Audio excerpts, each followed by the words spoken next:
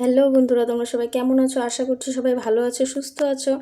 তো আজকের ব্লগটা শুরু করছি দুপুরবেলা থেকে। দেখো, সকালবেলা আমি রান্না করেছিলাম ভাত, আগের দিনের আলুর দম ছিল, তো সেটা দিয়ে মেয়েকে খাইয়ে তারপরে স্কুলে পাঠিয়ে গেছিলাম দোকানে তোমাদের দাদাভাইয়ের খাবার দিতে। তো তারপর দেখো, সেখান থেকে বাটা মাছ নিয়ে এসেছি, এসে বাড়িতে সবজি কেটে তারপরে রান্নাঘরে ঢুকেছি।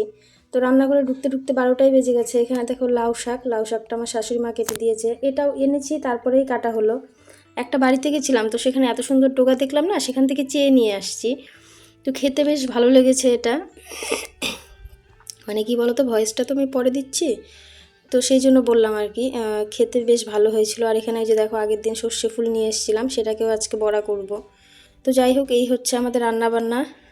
আজকে হবে মাছের ঝোল দিয়ে শুরু হয়েছে। তো মাছের ঝোলে অল্প ধনেপাতাও দিব, এখানে রেখেছি। তো এখন শুরু করছি রান্না করাটাই। তোমরা সাথে থাকো, দেখতে থাকো। তো এখানে এই যে দেখো, প্রথমে আমি ছোট্ট টিফিন বক্সে করে যে 4 পিস মাছ ছিল সেটাকে ঢুকিয়ে রাখছি। তোমাদের দাদাভাইকে বললাম কম করে দিও, পরের দিন তো নিরামিষ খাবো, তো সেই জন্য কম করে দিতে বলেছি। সে আর কম কিসের দেয়, কম দিতেই পারে না, সেই জন্য এতগুলো দিয়েছে। 4 পিস আমার বেশি হয়েই গেল। কি বলো তো, কাছে বাজার বাসি করে খেতে ইচ্ছে করে না। তারপরে তোমাদের দাদাভাই কোনো জিনিসই কম আনতে পারে না। তো যাই হোক, সেটাকে ফ্রিজে ঢুকিয়ে রাখছি একদিনের জন্য। ওটা ওখানেই থাকবে, তারপরে খেতে হবে। এই আর কি। তো রান্নাঘরে দেখো, খুব বেশি ছড়ানো ছিটানো নেই, যেহেতু সকালবেলা রান্না হয়নি, শুধু রুটি করেছি, রুটি ভাত। এদিকে যেহেতু বড়াটা করব, সেই জন্য যে চালের গুঁড়োটা করিনি। আমার যেহেতু জায়গা খুবই কম, তো একটু একটু করে কাজ করে সরিয়ে রাখতে হয়, সেই জন্য থাকে, সব ঘরেই থাকে সব জিনিস। এটা হচ্ছে মায়ের ঘরে রেখে দিই মিক্সিটা, সেখান থেকে এনে এনে আবার করি। একসময় মিক্সি এখানেই থাকতো, তো এখন তো ইন্ডাকশান হতে কী হয়েছে বলো তো, একটাই পয়েন্ট, তো দুটো জিনিস চালানো খুব অসুবিধা হয়, সেই জন্য। আর মিক্সি আমার সবসময় লাগে না, আমি মশলা কিন্তু বেটেই খাওয়ার চেষ্টা করি। খুব বেশি আমি মিক্সিতে করি না আর কি, মিক্সির মশলা আমার ভালো লাগে না। তো যাই হোক, এখানে দেখো চালের গুঁড়োটা করে নিলাম, নিয়ে তারপরে একদম তোমার এই বড়াটাকে মেখে টেকে রেডি করে রাখবো।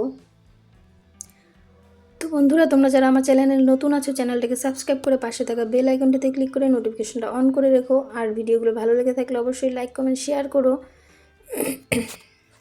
আর বন্ধুরা, ভিডিওগুলো কেমন হচ্ছে, ঠিকঠাক হচ্ছে কি না আমাকে একটু জানিও, ঠিক আছে?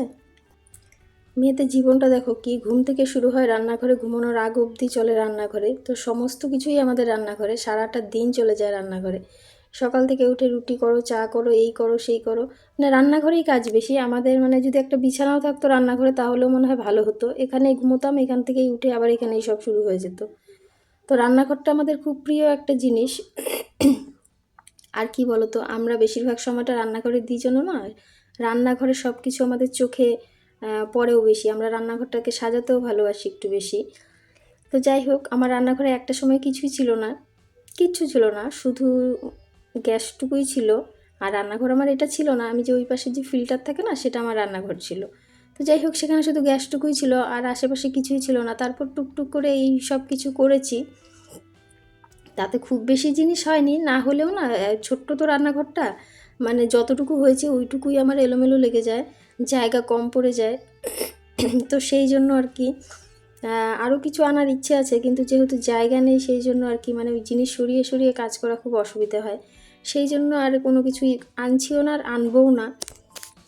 কোনো দিন যদি জায়গা একটু বাড়ে, তাহলে হয়তো কোনো দিন করবো, নইলে কিছুই করবো না, যেরকম আছে তেমনই থাকবে। মনে মনে কিছু শখ আছে, সেটা মনেই থাক, এখনই প্রকাশ করা ভালো না।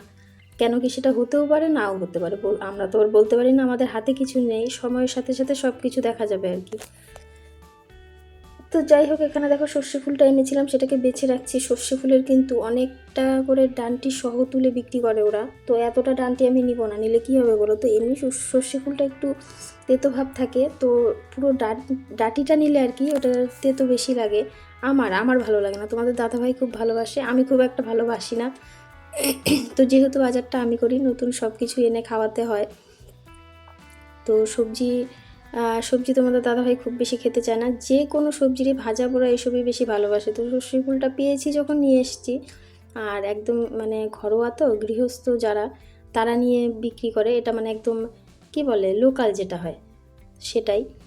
তো ছিল ঠিকঠাক ছিল, খুব একটা যে খারাপ ছিল তা না, চলে গেছে, কিন্তু যে যেটা ভালো না বাসে তার কাছে অমৃত হলেও সেটা ভালো লাগে না। আমার কাছে একদমই ভালো লাগেনি। তোমাদের দাদাভাই খুব ভালো খায় এটা, তো এটাকে বেছে রাখা উচিত ছিল আমার আগের দিন রাতে, কিন্তু আগের দিন রাতে না সময় হয়নি। যে বললাম না এখন একটু সময়ের গন্ডগোল হয়ে যাচ্ছে, যে পার্টিটা নিয়ে বসা হয়, তো সেই জন্য পার্টিটার পেছনে না অনেকটা সময় দিতে হয় যদি আমি করি। আর কি বলো তো, মানে কোনোটাই ছাড়তে পারি না, সব কিছুই করতে হয়। শুরুটা করেছি শূন্য থেকে, তো সেখান থেকে এখন পর্যন্ত ওই হাতে করেই সব কিছু করার জন্য এইটুকু এসছি। যদি সেই মানে ছেড়ে দিই আর কি, তাহলে কি হবে, সেই ভয়ে কোনো কিছু ছাড়ি না। হয় না, কষ্টের কপাল কষ্টেই যাক, তো সেখানে কষ্টটাকে প্রশ্রয় দেওয়াই ভালো, সুখকে প্রশ্রয় না দেওয়াই ভালো। এত কিছু ভাবি আর কি। তো সত্যি কথা বলতে কি জানো তো, আমি না সবার সঙ্গে মিশতেও পারি না সেভাবে। আমার চিন্তা ভাবনাটা একটু অন্যরকম, তো সবার সঙ্গে না ঠিক ম্যাচ করতে পারি না, যার জন্য আমি আমার মতন একাই থাকি, সারাদিন কাজকর্ম নিয়ে থাকি। সবার মতন যদি হতে পারতাম তাহলে হয়তো ভালো হতো, কিন্তু যাই হোক, সেটা হওয়ার দরকার নেই। হতে যখন পারিনি, চেষ্টাও করি না। হ্যাঁ, অনেকে অনেকের মতন দেখো, ওই যে রাস্তাঘাটে গল্প করা, ঘুরতে যাওয়া, সাজগোজ করা, আমি দেখো এগুলো কোনোটার মধ্যেই নেই। কি বলো তো, খুব ছোট থেকে কষ্ট করেছি, অনেক ধরনের মানুষ দেখেছি, তাদের সঙ্গে চলাফেরা করেছি, অনেক রকম মানুষ চিনেছি। তো সত্যি কথা বলতে কি জানো তো, আমি আমার জীবনে সত্যিকারের মানুষ একটাও পাইনি। সবই স্বার্থপর, সব স্বার্থপর, দুনিয়াটাই স্বার্থপর। তো যাই হোক, এত কিছুর মধ্যে থেকে এখন আর সেসব জিনিস আসে না। কারোর সাথে বসে গল্প করা, আড্ডা মারা, ওইটা না ওইটুকুর জন্যই ঠিক আছে। কি কয়েক সেকেন্ডের জন্য তুমি সরে আসো, তারপরে দেখো তোমার পিঠ পিছে কত রকম কথা, কত রকম লোক বলে। আর যখন যার কিছু থাকে না, তার সঙ্গে মানুষ কথা বলতেও ভয় পায়। তো এত কিছুর অভিজ্ঞতা থাকার পর এখন আমি একটু মানুষের থেকে দূরেই থাকি। যতটুকু না করলে নয়, সেটা তো করতেই হবে। তো যাই হোক, দেখো এখানে আমার রান্নাবান্না কমপ্লিট। মাছের ঝোল, লাউ শাক করেছি, ওখানে পেঁয়াজকলি ভাজা ছিল, এখানে একটু মাছ ডাল, এখানে করছি হচ্ছে যে সর্ষে ফুলের বড়া। আমার মেয়ে আর শাশুড়ি মা খাবে, ওরা আগে খাবে, তো ওদের জন্য করে দিচ্ছি। তারপরে তোমাদের দাদাভাই এলে তারপরে তোমাদের দাদাভাইয়েরটা করব। তো যাই হোক, অনেক কিছু কথা বললাম, একটু ভারী ভারী কথা হয়ে গেছে। মাঝে মধ্যে মনে পড়ে, কি বলো তো, জীবন ওর মধ্যেই কাটিয়ে এসেছি এতগুলো বছর, তো সেই দিনগুলো না ভুলতে পারি না। তো যখনই আমি কোনো ভালো কথা বলি না কেন, ওই কথাগুলো আমার মুখ দিয়ে বেরিয়ে আসে অটোমেটিক, কিছু করার নেই। আর সত্যি কথা বলতে, মানুষকে বিশ্বাস ভরসা কোনোটাই আমি করি না, কোনো দিনই করতাম না, করিও না। করলে অনেক কিছুই হতো আর কি আমার জীবনে। তো যাই হোক, সেসব করিনি, ভাগ্যিস করিনি।